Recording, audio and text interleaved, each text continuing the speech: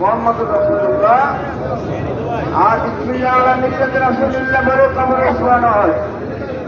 অতএব আসুন আমরা আমাদের জীবনে যদি আমরা বিসমিল্লাহ তথা রাসূলুল্লাহর মিল্লাতের উপরে করতে পারি, আমাদের ব্যক্তি, পরিবার, সমাজ, রাষ্ট্র সর্বক্ষেত্রে, তাহলে কবরে যখন আমাদেরকে রাখা হবে এই চিন্তা বছর দেওয়া সহজ হয়ে যাবে।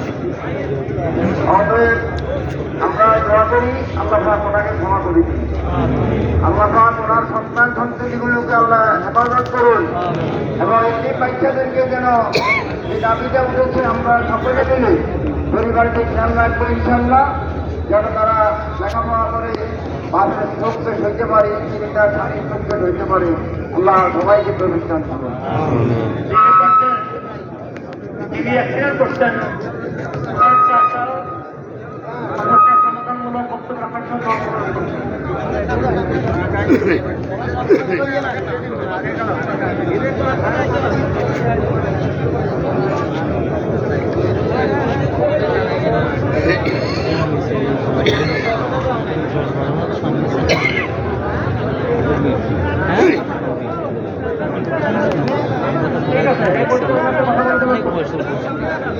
ঠিক